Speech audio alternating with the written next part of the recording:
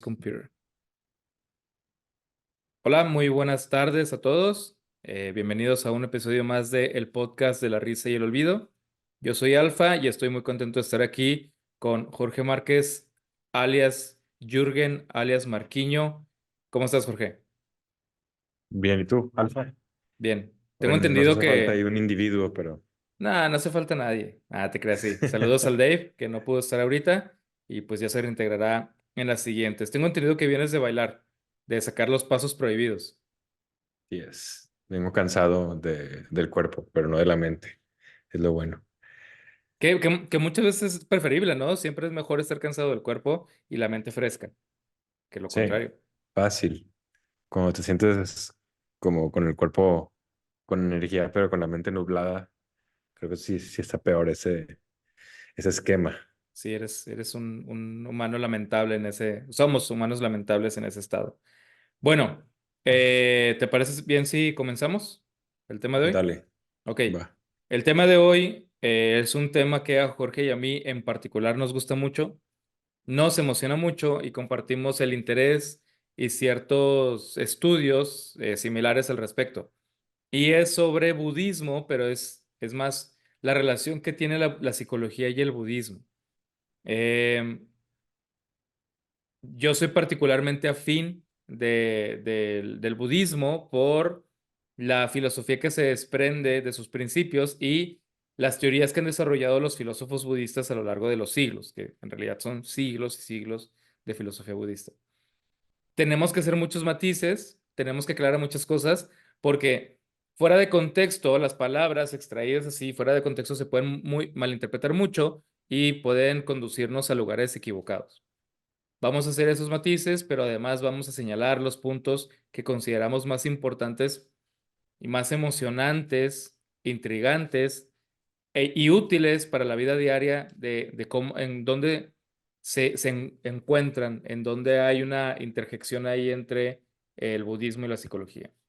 Entonces, yo voy a empezar a platicar, a desarrollar un poco con la invitación a Jorge de que me interrumpa cuando quiera, y, en cuanto él quiera y cuanto él considere necesario profundizar, o que piense que, pues ahora Alfa va a decir esto, pero no, yo lo quiero decir porque a mí me sale más chido o lo que sea, ¿no? Entonces, así vamos a estar hoy. ¿Por dónde empezar? Primero, quiero empezar por este matiz o esta señalización. Yo este tema lo desarrollo seguido en mis clases de filosofía y lo presento como el por qué el budismo es la más psicológica de todas las religiones. Primero que nada, el budismo no es una filosofía y el budismo no es una psicología. Siddhartha Gautama Sakyamuni, el Buda histórico, no era un psicólogo y no era un filósofo. Era un maestro, era un profeta de su verdad, era un iluminado y sobre todo eso, era un maestro, era un gran maestro. Nosotros, Jorge y yo, somos profes. Y nada más, somos profe, no somos maestros. No iluminamos a nadie. Siddhartha sí, Buda sí. Y hay mucho honor, mucho orgullo y mucha cosa padre en ser profe. Pero eso es lo que somos profes. Eh, Siddhartha o el Buda, tenemos muchos testimonios en donde él evitaba las confrontaciones filosóficas. Las confrontaciones filosóficas eran uno de los deportes intelectuales más comunes en la India de esa época, en toda su zona geográfica. Era increíble el tipo de debates y argumentaciones que salían. Hay todas unas escuelas de pensamiento de cómo se peleaban hermosísimas, pero él no, él siempre evitó las peleas filosóficas. A él no le interesaba la filosofía, a él no le interesaban las grandes teorías, no le interesaba la psicología, no era un psicólogo. Obviamente, incluso sería bien impropio decirlo porque estamos hablando él es alrededor de 500 años antes de Cristo, entonces estamos hablando casi 2000 años, no, 2500, casi 2500 años antes de que se desarrolle la psicología, 2000 menos, o sea, pero bueno, me entienden. Eh, y es algo que luego se utiliza mucho, esta asincronicidad, por ejemplo, para hablar de San Ignacio de Loyola. San Ignacio de Loyola es otro maestro, otro líder espiritual, otro iluminado que enseñaba, que iluminaba, que compartía, y gran parte de su sabiduría, y él sí era filósofo, gran parte de su sabiduría sí tiene mucho que ver con la psicología. Pero dicen, no, San Ignacio el gran psicólogo. Bueno, no era psicólogo porque la psicología como ciencia o como interés o como área de estudio no se había desarrollado aún. Entonces, sería impropio decir que Siddhartha era un psicólogo, pero sí hay una gran relación entre el budismo y la psicología y es lo que vamos a explicar. Primero que nada, vamos a explicar un poquitín el contexto budista, el contexto de las enseñanzas de Siddhartha, y luego ahí cómo se mete esto que nosotros entendemos como el budismo, digo, como la psicología evolutiva. A ver, Siddhartha Gautama Sakyamuni nace en Nepal. Eh, la leyenda nos cuenta que es un noble, un hijo de un rey menorcillo, un castrilla, eh, y está llamado a ser un rey, está llamado a ser un señor feudal, está llamado a ser un hombre de alta nobleza. Y él, Juan Arnao lo describe hermosísimamente, dice, él cambia el báculo del noble por la antorcha para iluminar.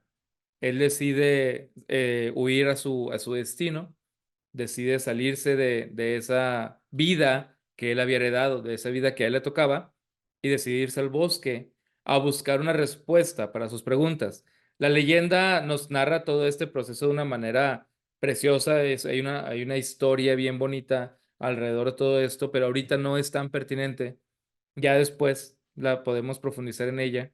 Pero entonces él decide irse al bosque, aprender de los samanás del bosque, de estos maestros ascéticos de una búsqueda espiritual elevada, y decide aprender de todos ellos y decide que no es suficiente ese aprendizaje, que él tiene que seguir su propio camino, que él tiene que descubrir por su propia experiencia todo lo que hay que descubrir.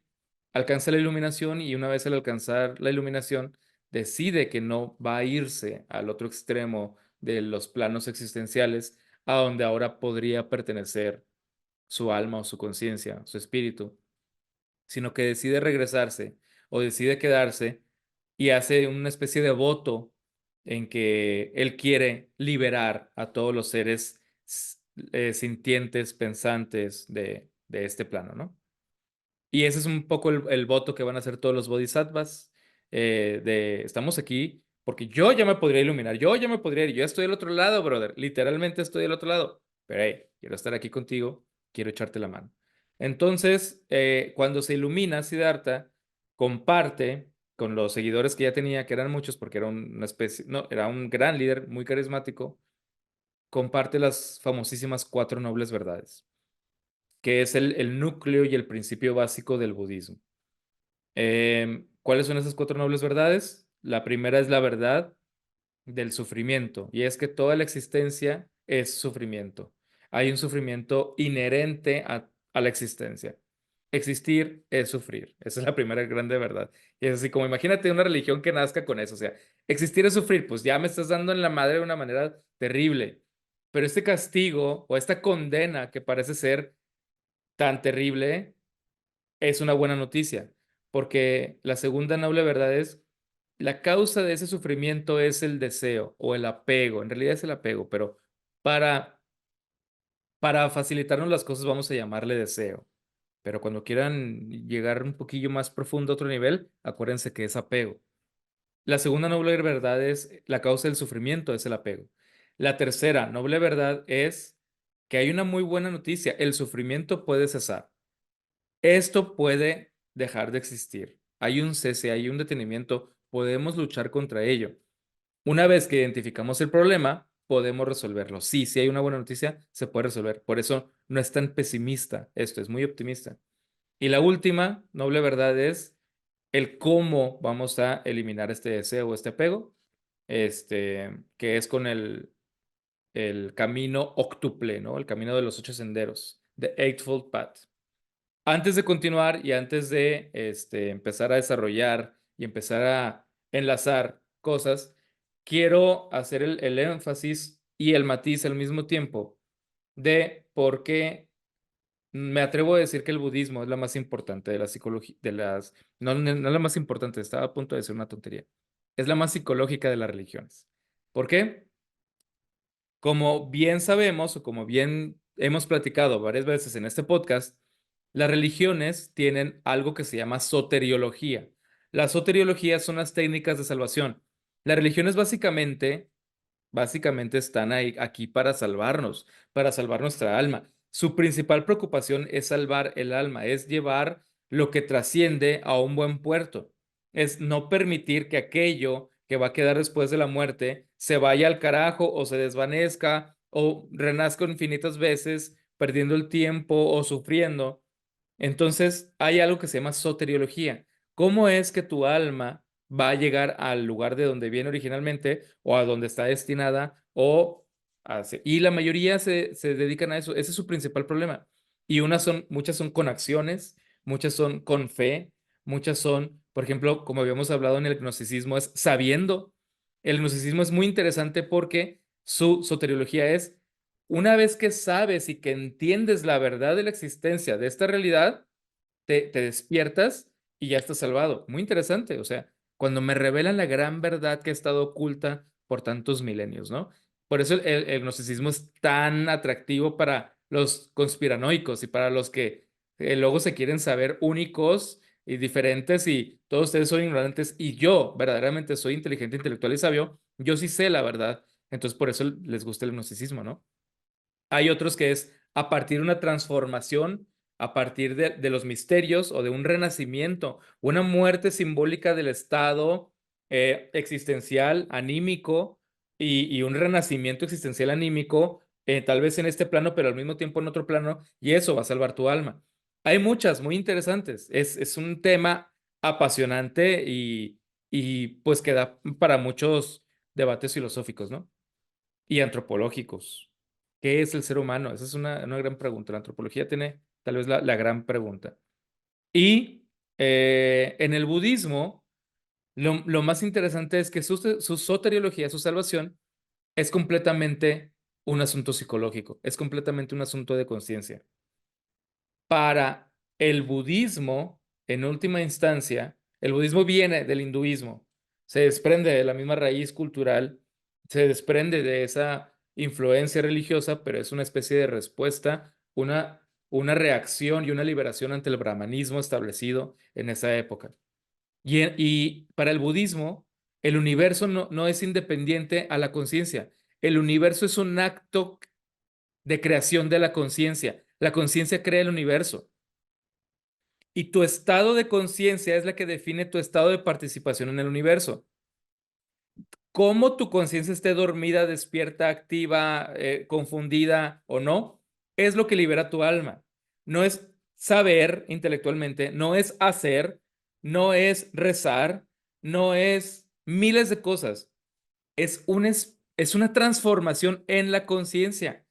Pero por eso es tan apasionante, porque primero, ¿qué es la conciencia? Voy a hacer, perdón, Jorge, antes de darte la palabra, un pequeño paréntesis. Me acuerdo mucho de bueno, no es nuestras clases con Beto Madero, porque creo que solo en una estuvimos juntos, pero los dos tomamos muchas clases con Beto Madero aparte. Y Beto Madero repetía mucho, hablando de la justicia y hablando de Platón y de la República, cuando presentaba la República decía, ¿qué es la justicia? Solo un Dios puede saberlo. Y luego empezaba, ¿no? A una teoría, y luego, ¿qué es la justicia? Solo un Dios puede saberlo. Y daba otra teoría, ¿no? Y repetía ese increíble estribillo, ¿qué es la justicia? Solo un Dios puede saberlo.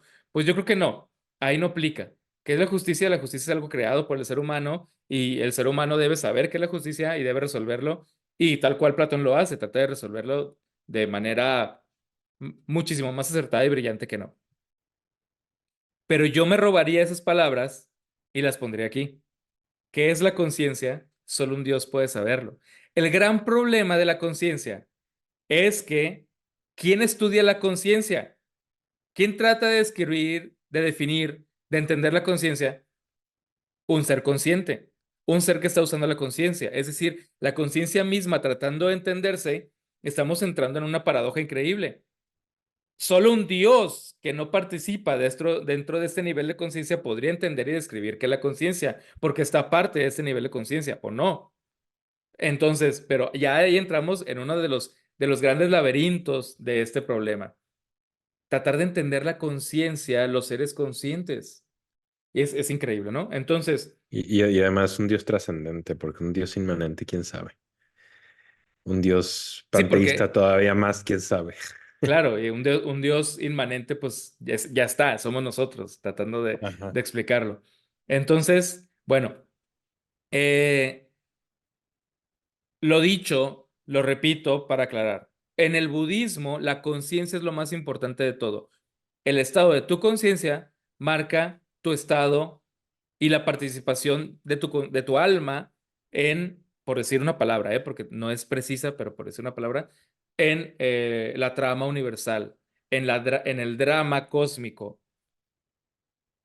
Y esto parece a veces, pues sí, o sea, qué tan iluminado estés, pero no, esto llega a nuestra cultura popular gracias a ellos.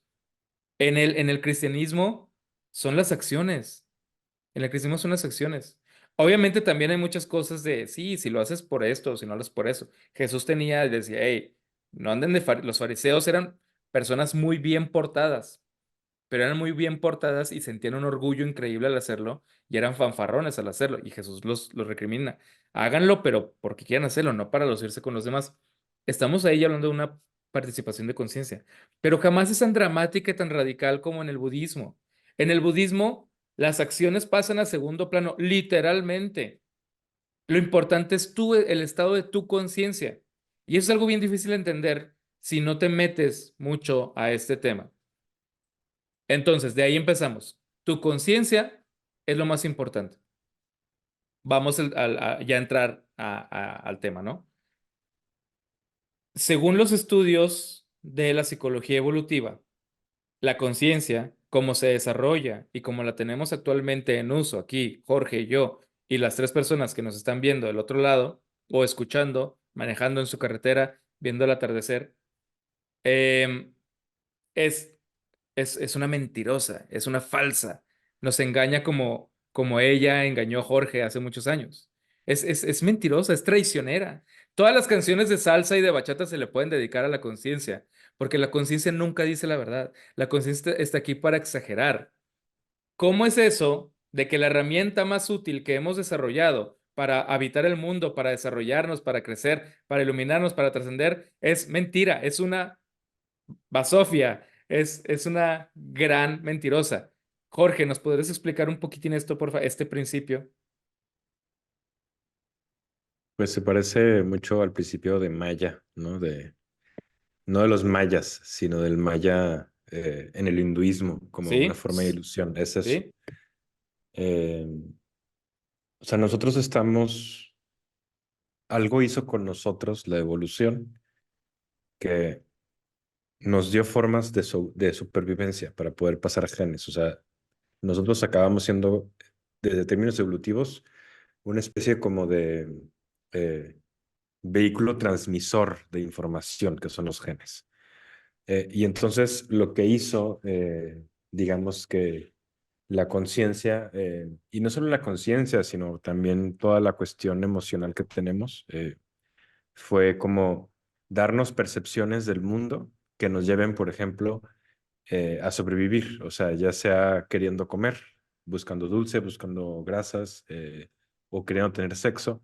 eh, pero lo que hay detrás como de, de esas características naturales que tenemos, o sea, por ejemplo, de esas ganas de repente de comernos un pastel o de esas ganas de repente de comernos una manzana o de tener sexo con alguien que acabamos de conocer o que ya conocíamos desde antes, todo eso no nos lleva realmente a los seres humanos necesariamente como a una vida plena o a contemplar la realidad tal cual es. Exacto, esa no es Nos su lle- función principal. no, no es. O sea, si pensáramos que su función principal sería o mostrarnos la vida tal cual es, o sea, la verdad así pura, o de una forma más objetiva, buscar nuestra felicidad, pues en realidad no es ni una ni otra. O sea, es nada más, es como si estuviéramos cableados para sobrevivir a través de engaños.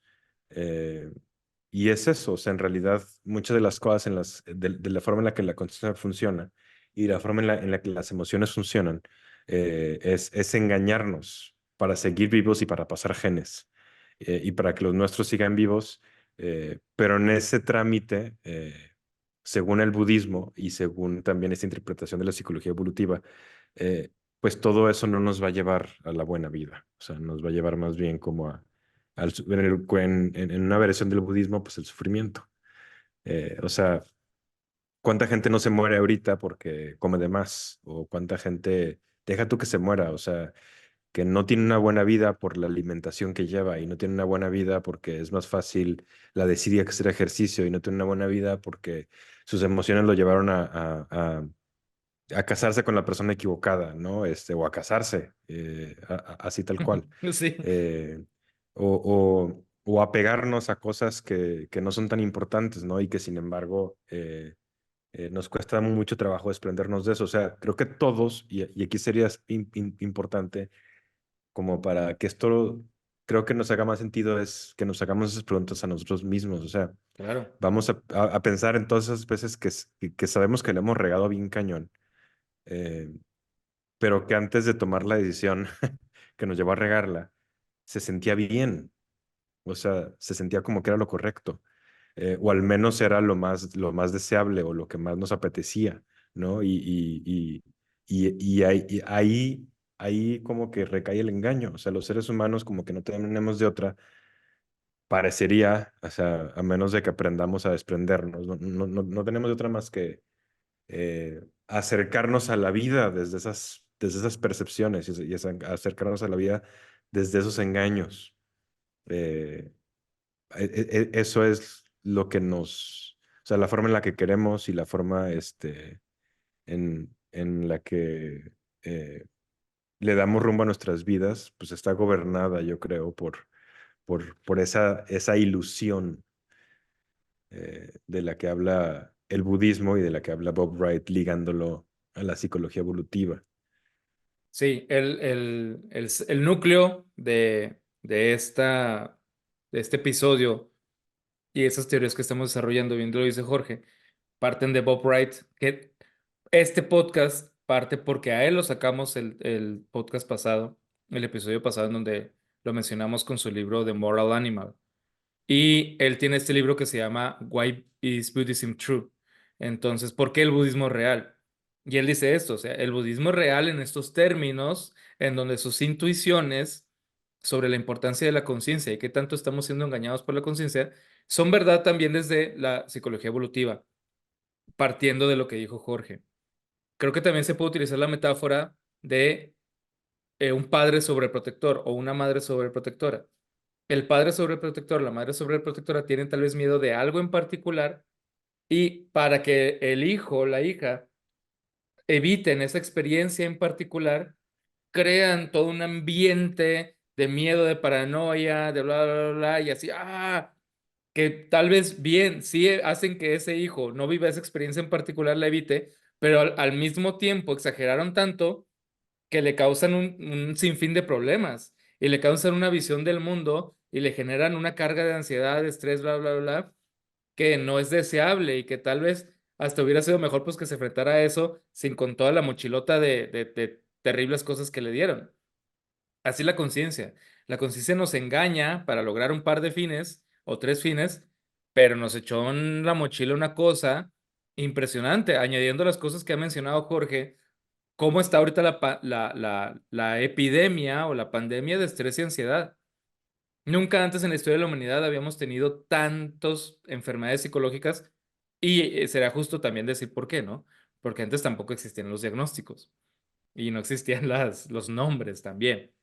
Pero también es evidente que hay muchas cosas de las condiciones en las que vivimos actualmente que nos tienen hechos una porquería en la mente-alma, ¿no? En el cuerpo, en la experiencia de vida, que estamos, perdón De la hecho, palabra, ¿sí? ese es un buen ejemplo como para darle al punto de la ilusión. O sea, estamos en la época de la humanidad donde es más fácil conseguir comida y es más fácil conseguir ropa. O sea, si ustedes iban a una capital europea, así ombligo del mundo en 1500, la persona promedio tenía 3 cambios de ropa y se chingó. O sea, es todo lo que tenía. Y es la época donde es más fácil conseguir medicinas y es la época, o sea, es más fácil conseguir información y conocimiento también, o sea, para ejemplo, este podcast, ¿no? O sea, es, es- es bien fácil ahorita también aprender por nuestra cuenta. Y tomando en cuenta todo eso, o sea, tomando en cuenta que hay menos asesinatos per cápita y tomando en cuenta que hay más comida y que hay más medicinas baratas y que hay más leyes y que hay más seguros sociales y que hay más muchas cosas. Y morimos menos a manos de depredadores, animales, y Ajá, morimos menos a también, causas de desastres naturales. sí, de lo que quieran, o sea, agarrar el rumbo que es el libro que alguna vez mencionamos, ¿no? De Pinker, de Enlightenment Now, o sea, Ujú. la ilustración ahora. Espérame, Pero espérame, tomando en espérame, cuenta, espérame. ajá, ¿lo vas a enseñar o qué? Sí, aquí está. Está muy chido. Tomando en cuenta todo eso, ¿por qué fregados seguimos llenos de ansiedad? ¿Por qué fregados seguimos llenos de depresión? O más ¿Por qué aún nos cada cuesta, vez. o más aún, ajá, por qué nos cuesta tanto trabajo encontrarle un propósito a la vida?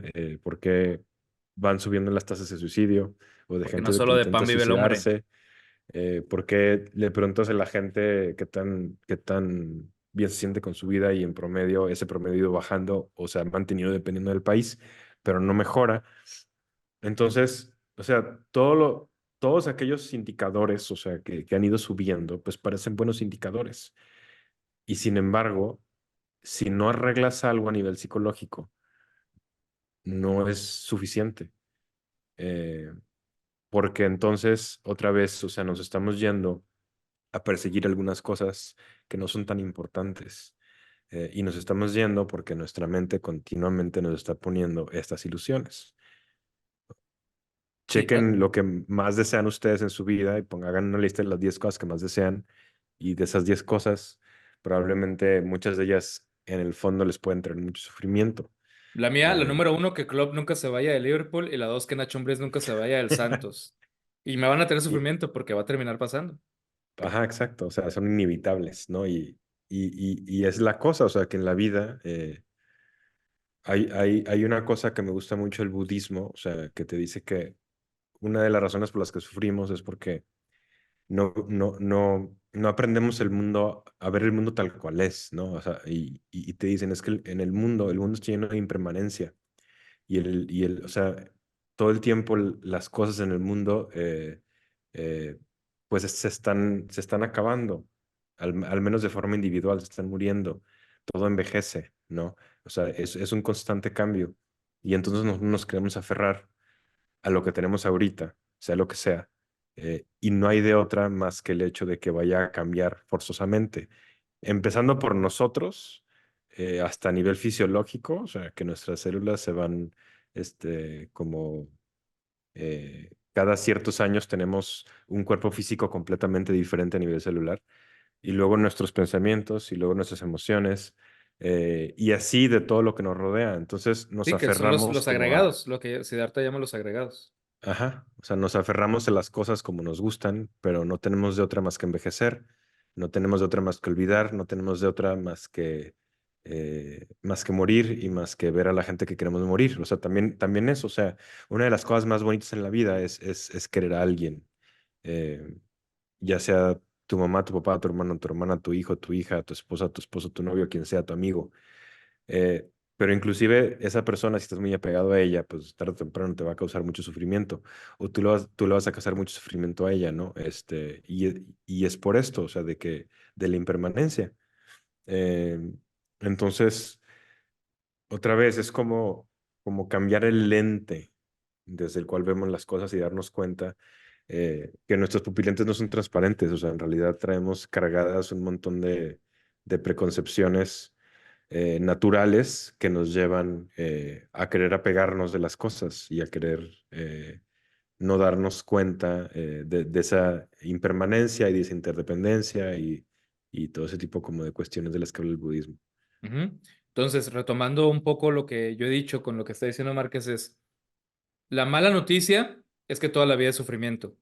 La buena noticia es que puede acabar. Pero la mala noticia, de nuevo, es que la configuración original de todos nosotros, la configuración inicial, está en modo sufrimiento. Y dejarlo es la tarea titánica, más difícil, algo que nunca hemos experimentado, algo que no conocemos, algo que es contraintuitivo, contraevolutivo. Para poder realinear, para poder reconfigurarnos, para poder rehacer nuestra percepción del mundo y la forma en la que lo habitamos y lo que lo entendemos y lo que lo sentimos, tenemos que ir en contra de todo como hemos ido sintiendo, percibiendo, entendiendo, pensando y reconfigurarnos. Y es titánico porque ni siquiera es el esfuerzo más grande físico que puedas hacer, lo puedes hacer. Y el esfuerzo más grande mentalmente, de acuerdo a la configuración que ya tienes, lo puedes hacer. Pero eso es algo que ahorita ni siquiera tienes la posibilidad de imaginar, porque es una reconfiguración completamente de tu mente, de tu estado de percepción y de tu estado en cómo habitas esta tierra. Entonces, ok, ya sé que se puede, pero es lo más difícil del universo. Entonces, ¿te parece si ya paso al siguiente punto, Jorge, y continuamos complementando con esto? Nada más quiero decir una cosa chiquita Échale, del échale, budismo échale, que échale. siempre me ha gustado. O sea, yo digo, ya saben que yo soy ateo, ya lo he dicho varias veces, y sin embargo, pero me gustan las religiones. Y cuando las he leído y he estudiado un poco de ellas, y digo un poco porque son inmensas, eh, siempre me ha dado la impresión, bueno, desde hace varios años, que la que más se acerca a entender al hombre y a entender algunos fundamentos de la vida natural es el budismo. Eh, o sea, todos creo que tienen una perspectiva muy padre y todos te dan luz sobre ciertas cosas, pero el budismo, esa idea que tiene el sufrimiento, se me hace genial, y terrible, pero genial, porque pues realmente pónganse a pensar nada más cómo funciona el mundo natural.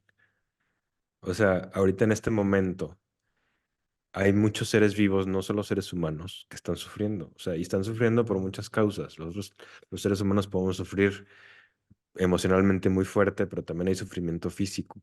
Y en este periodo segundo hay en alguna parte de África o de Asia eh, algún ñu que se lo están comiendo de la forma más horrible posible, ¿no? O sea, se lo están comiendo mientras sigue vivo.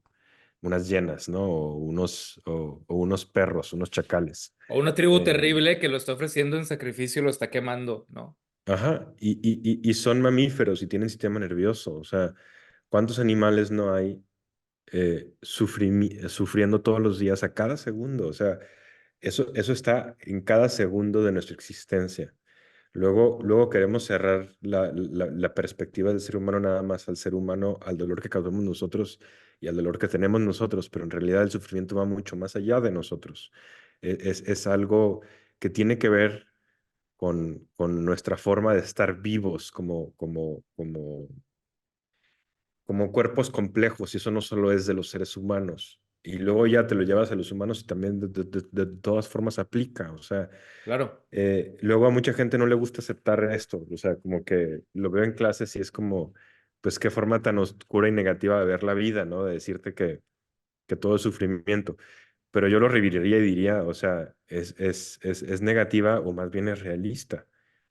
Eh, y, y es eso, o sea, como que tuvo un ojo muy, muy perspicaz el budismo para ser sensible al sufrimiento que realmente nos está rodeando todo el tiempo. Ahora, no todo es sufrimiento, no, no lo veo yo de esa manera, pero aún así, o sea, creo que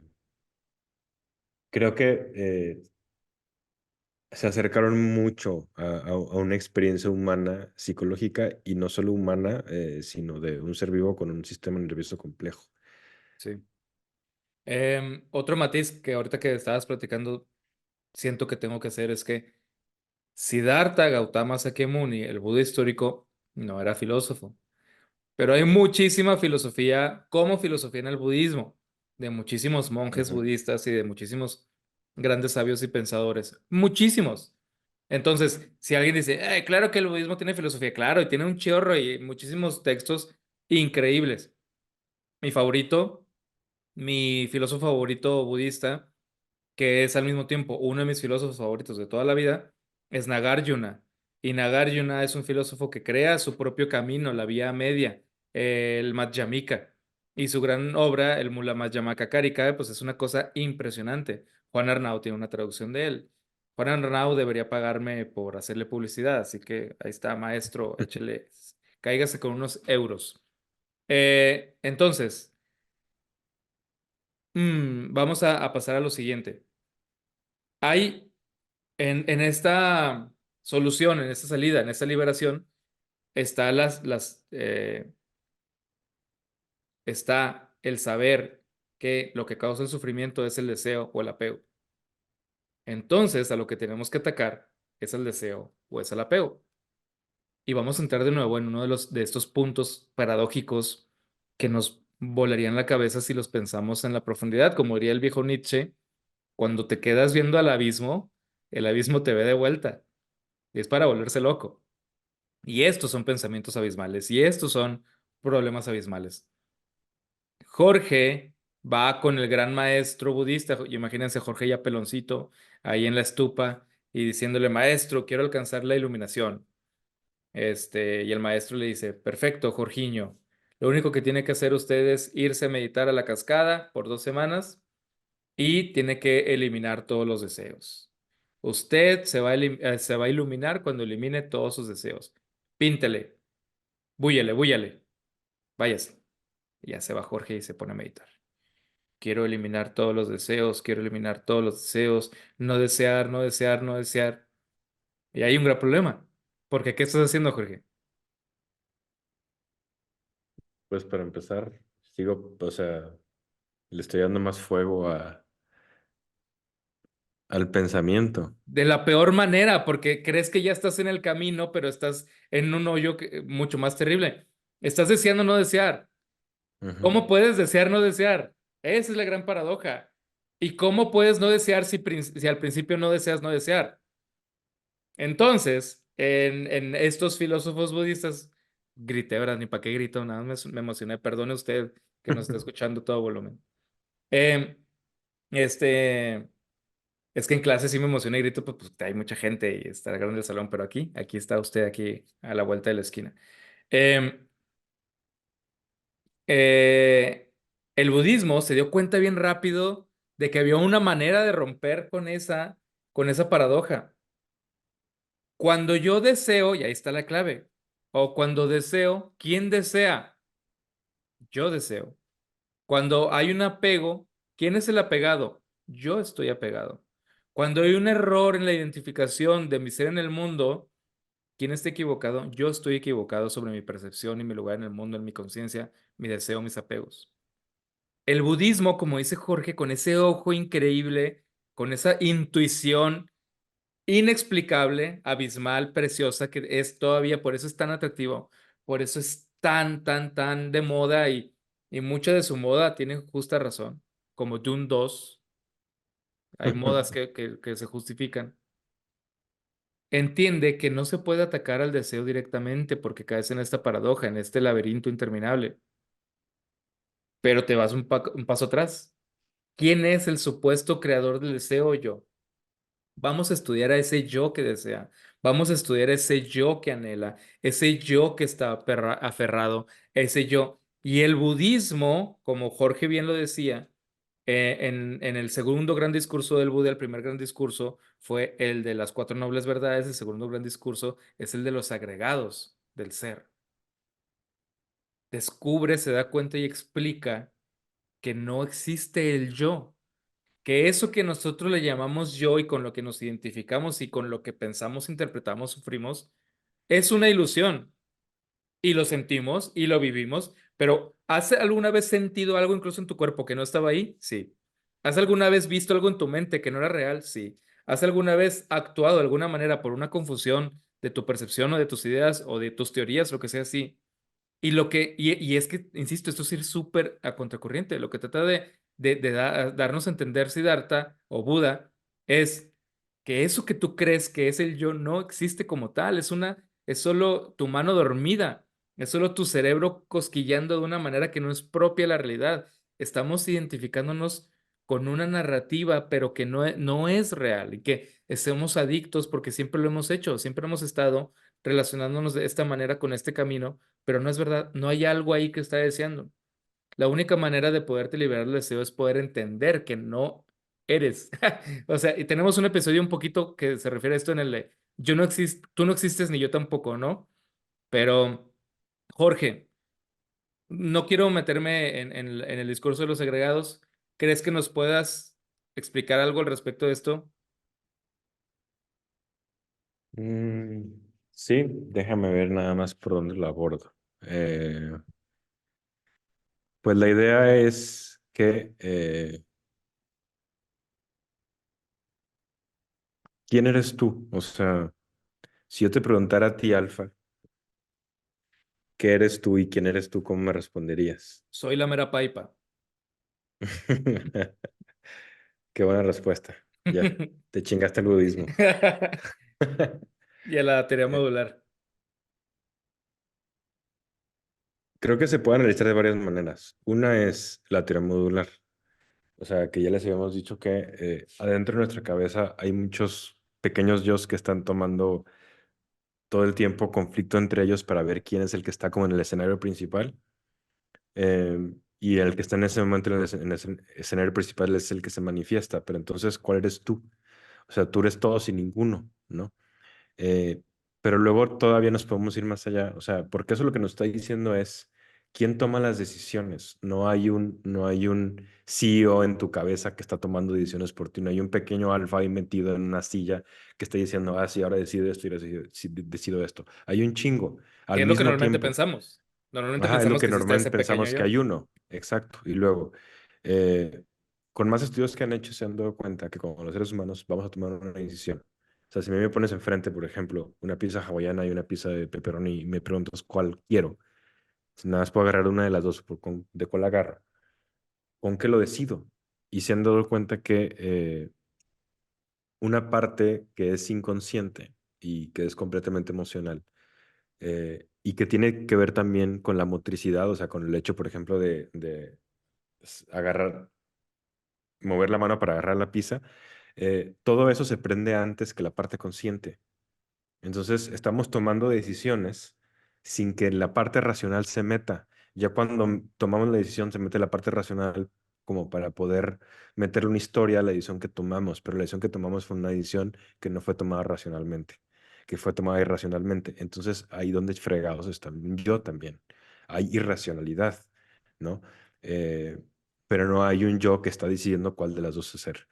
Y si nos queremos ir todavía más allá, o sea, más complejo el asunto, pues también, o sea, si lo que nos está diciendo el budismo es que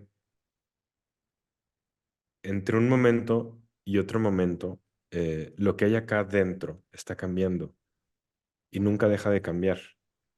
Entonces, si nunca deja de cambiar, ¿en dónde está esa esencia que te convierte a ti ser, o sea, que te convierte a ti en un ser específico que toma decisiones, ¿no? Cuando en realidad parecería que más bien somos un flujo, pero ese flujo es un flujo que lo que tiene en común es el cambio. Entonces no puedes agarrar a una persona y decir, ah, esto es alfa. No, porque alfa, cada segundo que lo agarras, alfa es algo diferente. ¿Y por qué me Eh, sigo pareciendo a mí mismo? Porque me sigo identificando con ese que era. Y ajá, yo y esa decido identificación seguir identificarme, por eso me es una parezco a mí ilusión. mismo. Exactamente. Y no nos damos cuenta de eso, otra vez, o sea, como que a lo mejor algo nos pasó en algún momento a los seres humanos que despertamos conciencia, o sea, y podemos voltear a vernos en un espejo y podemos reconocernos y podemos reflexionar internamente de cosas. Pero cuando nos pasó eso en una historia evolutiva, ya teníamos un chingo de historia con un cerebro que todavía no era consciente, en una especie anterior a la nuestra. Entonces, esa especie que venía anterior a la nuestra, pues tenía que sobrevivir. Ya tomaba decisiones, ya tomaba decisiones sin la necesidad de una conciencia. Y de repente llegó la conciencia. ¿Y ahora qué chingados hacemos con la conciencia? Pues bueno, o sea, la montamos encima de todo esto y que nos sirva para agregarle una coherencia narrativa a las cosas. Pero es nada más eso, al Que parecer. ese es el rol. Si existe un rol medio central, no es el rol del CEO, del mandón, del jefe, del rey autoritario que decide. Ahorita mis guerreros seductores van al frente. Ahorita mis guerreros de supervivencia van a actuar. Ahorita no, es primero los seductores actuaron, luego los de supervivencia y luego los de, no sé, arte y los de poesía, la fregada. Y luego para darle unificación al reino, sale el poeta y crea la historia ya después de qué pasó, de cómo pasó, pero se inventa desde el inicio. Y dice, yo o el rey decidió en su momento y en su gran gloria y crea toda esta narrativa. Obviamente lo hace así, pues un poeta muy rápido. Es un chat GPT acá. Entonces empieza el poeta a crear bla, bla, bla, bla, bla, y nos presenta una narrativa, una historia preciosa, y nosotros la leemos desde adentro y decimos, eso fue. Por eso elegí la de pepperoni encima de la de hawaiana. Por eso hice esto, por eso quité la mano, por eso decidí bailar, por eso no estudié esto. Y decimos, yo fui, yo decidí, porque de nuevo somos adictos a esas historias, estamos aferrados y nos identificamos con esa narrativa que nos crea una ilusión de nosotros mismos a la que le damos continuidad. En Zen, Y, sí, dale, dale, dale. y creo que aquí es importante decir algo que hemos dicho antes, pero hace mucho que no lo decimos. O sea, eh, yo creo que algunas de las personas que nos están escuchando, porque es una reacción creo que natural, no es fácil escuchar esto. O sea, usualmente cuando te dicen esto por primera vez, Es bien dices, violento, da chinga, ajá, o sea, no es cierto. Es obvio que sí, sí tengo un yo y sí tengo poder de decisión y si somos, o sea, muy libres y si somos bla, bla, bla.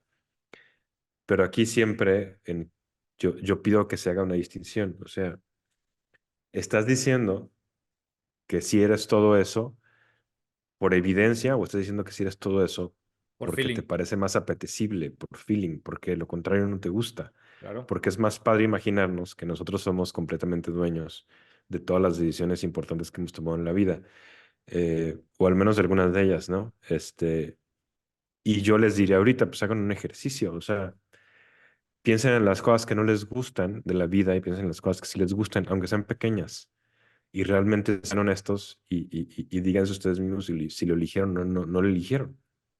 Yo me he cachado en muchas bodas que de repente me ponía de malas porque empezaban a tocar música. A mí me gusta mucho bailar. Yo no decidí eso, simplemente lo siento bien, o sea, me gusta mucho, es algo que disfruto, o sea, mi emoción me dice, está chingón, sigo haciendo. Y entonces yo voy a una boda y me pongo a bailar a toda madre. Y de repente cuando ya se acercaban la hora de que corren gente y empiezan a poner música para que cantes ya todo pedo de Timbiriche, de Luis Miguel o de no sé qué, yo me emputaba porque decías, no me gusta esa música, Ah, un y snob además de la música de baile, de la música de bodas. claro que Un sí. elitista, un elitista.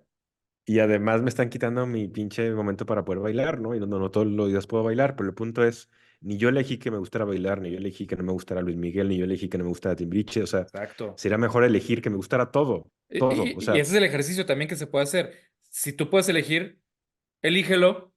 claro, claro, o sea, por supuesto, piensen en la comida que no les gusta. Claro. A mí me choca la cajeta, y si mucha gente la ama, yo preferiría amarla. Una vez, no me gusta ni la cajeta ni el flan, y una vez en un cumpleaños mi mamá me trajo un pastel de cajeta con flan, ¿no? En mi cumpleaños, siempre le echo carrilla con eso.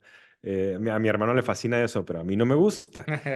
Lo más inteligente en ese momento hubiera sido decidir que me encantara. Claro, Eso sería mucho más adaptativo en toda la vida, ¿no? O sea, decidir que lo que ya tenemos es lo más chingón que hay, ¿no? Lo que tenemos a nuestro alcance.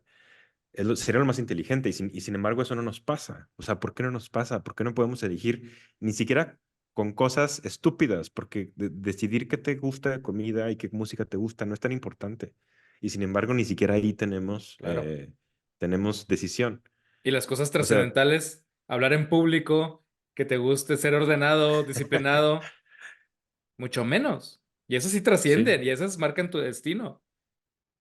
Sí, ser ordenado y ser disciplinado son de las cosas que te llegan, son las predictoras de éxito y de una larga vida. O sea, a todos nos convendría tener eso, ¿no? Y sin embargo, a muchos no, nos cuesta trabajo, muchísimo trabajo hacerlo. Hay un estudio bien interesante o sea, que enseña con escáneres cerebrales que de tu corteza prefrontal, que es la que tiene que ver con la conciencia, cuál de los dos hemisferios se te prende más adelante, o sea, en la frente. Eh, y eso es bien pinche importante porque si se te prende de un lado, tiendes a ser una persona que ve la vida como mucho más positiva. Y si se te prende del otro lado, tienes a ser una persona que ve la vida de una manera mucho más negativa. Esa diferencia es una diferencia radical en tu percepción de bienestar a lo largo de tu vida y en cómo te van a percibir los demás. O sea, es esta gente que de repente, ahorita se me viene en la mente una amiga que siempre está feliz, la ves, casi siempre está súper alegre, siempre sonríe y no lo está fingiendo, te das Ajá, cuenta que es que honesto. es real, Y yo sí. la veo y yo digo que me encantaría estar así como ella. O sea, me encantaría ser más así como ella porque se engancha muy padre con lo que sea, ¿no? O sea, puede ser algo que para nosotros es gorroso o es de hueva o es aburrido y ella le encuentra algo interesante porque se engancha con emociones positivas. Y luego hay otras personas que se van al lado contrario, o sea, y Claro. que se enganchan de la peor forma, ¿no? O sea, que a cada rato son muy sensibles a lo negativo y hacen un infierno en un vaso de agua. Pero otra vez, o sea, ni mi amiga ni esas otras personas decidieron Ya dilo eso. su nombre, D. Dave. O sea, ni tu amiga ni Dave eligieron eso. Eh, o sea, entonces, vamos, o sea, sí quería decir eso como para que la gente que nos escucha lo piense, porque sí es contraintuitivo, o sea, nos encanta decir, sí, claro que nosotros tenemos control sobre todas nuestras vidas, o al menos sobre lo importante. A ver, o sea, vamos a ver cuánta evidencia hay detrás y hasta ahorita la La evidencia evidencia científica, parece indicar que no. ajá, parece Oye, indicar que no ten. Sí. una de las cosas más importantes del budismo es la impermanencia. Entonces, una de las cosas que no pueden permanecer es este episodio. Ya no estamos acercando la hora. Entonces creo que es importante ir cerrando. Yo antes de esto solo quería señalar que este es una cosa preciosísima. Zen Flesh and Zen Bones son como un recopilado de esas historias koan de de las primeras épocas del Zen. Y en los koan estas historias están encerradas muchas de las sabidurías, de los aprendizajes importantes, ¿no? Y hay un koan precioso que habla de esto de la identificación con aquello que solemos hacer, ¿no? Uno de cada, digamos, es que no son iglesias, pero ay, iba a decir tribu, se me fue la palabra, sí existen las palabras en español y en inglés y ahorita se me pegan las dos. Pero cada este grupito religioso puede tener más o menos reglas. Y en muchos, al principio una regla era que los monjes no podían tocar mujeres. Porque tocar mujeres hace muchísimo más difícil no ser aprensivo y no estar deseando, ¿no? Pues entonces van dos monjes de este grupo y van caminando de un pueblo a otro y hay una mujer que está herida y está lastimada y está tirada en el camino y no puede caminar. Entonces, lo primero es la compasión hacia todos los seres y la ayuda. Y un monje dice, ven, yo te cargo, te vamos a llevar al siguiente pueblo. Y el otro, de hecho, su discípulo, el otro se queda así como, cómo va a tocar a una mujer? Mi maestro va a romper las reglas. Un monjecillo, tan mamadotes, japonés. ¿Cuándo has conocido un japonés que no esté mamadote? Pues ya carga a a la mujer y se la lleva al siguiente pueblo y la deja. Paga ahí lo que sea y siguen caminando y van al siguiente pueblo el maestro y el discípulo. Y ya cuando están llegando al otro pueblo, el discípulo se anima a decirle, maestro, ¿por qué hiciste eso? ¿Cómo te atreves a romper una regla sagrada de nuestra congregación, digamos? ¿Cómo tocaste a una mujer?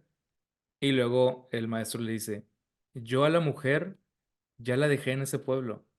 ¿Por qué tú sigues cargándola hasta aquí? Eso tiene que ver con dos cosas, con lo que estoy diciendo de no son las cosas que haces, sino la actitud, tu grado de conciencia con lo que haces y con el cómo nos seguimos identificando con ciertas cosas. Si acaso en el trayecto de aquí a acá el monje rompió la regla, él ya no se identifica con eso, él se identifica con el monje que está caminando aquí fuera, libre, independientemente de eso que sucedió. Como dice Jorge, eso es contraintuitivo y eso también tiene muchas aristas y tiene muchos vértices y matices que podemos profundizar después porque luego valdría la pena hacer un video único de Nagarjuna y del Camino de la Vía Media, el Madhyamika. Valdría la pena hacer un video o dos o tres solo del budismo Zen. Valdría la pena hacer otro pues del hinduismo y desde dónde parte todo esto, desde el brahmanismo y los Vedas. Y pues no, ahorita no prometo que vamos a abrir una nueva serie ya de filosofía oriental, pero va a terminar sucediendo. va a terminar pasando. O sea, Jorge lo sabe, yo también, pero ahorita todavía no. Y Entonces, está muy padre. Sí, o sea, es un tema bien interesante. Pudimos haber hecho muchas cosas más, pero con lo que dijimos creo que está pero hay bien, ¿no? Es como, episodios. ajá, es como Sí, un buen marco, lo podemos entrar en estos dos, en el que el budismo se preocupa mucho por tu sufrimiento, por cómo tú percibes la realidad y por tu conciencia. Y parte de que nuestra conciencia no está bien configurada, bien arreglada, que nos está echando mentirillas y que eso fue, dice la psicología evolutiva, para ayudarnos a sobrevivir mejor. Nada más que ahorita ya, pues ya sobrevivimos, pero ahorita sigue ese ruido, entonces tenemos que reconfigurar. Y pues yo ya, eso es como, pues, Jorge, te dejo para que cerremos. no, pues también, ya para no alargarlo, creo que fue una buena introducción para que ya después abordemos más el tema. Porque si ya les dijimos que sufrimos, ya les dijimos que hay una forma de liberarse de ese sufrimiento es reconfigurando la mente, pero a lo mejor podríamos después como profundizar más en eso. Y una de las principales herramientas, si no es que la principal que tiene el budismo, que se nos olvidó decirlo, que es la meditación. Pero la meditación tiene también tantas aristas y tiene también tantas malas interpretaciones y también tiene tanto de sutil. También es eso, el budismo es tal vez lo más dramático que hay y lo más sutil. Por eso también es fascinante. Entonces, Sí, ya, luego es, hablar. Y que también está muy de moda el mindfulness, ¿no? Aquí en esta parte del mundo y que tal vez no tiene mucho que ver con el mindfulness original, pero a veces sí toca ciertas vibras o ciertos nervios que sí son, como el sí, sí está reconfigurar la inspirado, mente. pero también está, o sea, le agregaron cosas Ujú. Entonces para sí. meterlo a un mundo occidental de pasiones. Laberintos de pasión. Pues bueno, entonces, pues nada, Jorge, muchas gracias. No a Eh, ti y a David, la gente que nos saludos escucha. a esa gente. Muchas gracias por Incluyendo a escucharnos. David, que seguro nos va a escuchar. Eso espero, David. Más le vale, más le vale. Y gracias, Esteba, por siempre comentar. Angie, que me felicitó por mi cumple, toda la gente que nos ha felicitado a los dos. Este, yo ayer celebré mi cumpleaños y alguien no fue. No voy a dar nombres, pero está de azul y traía audífonos blancos. Me quedó mal por eso bailar bachata.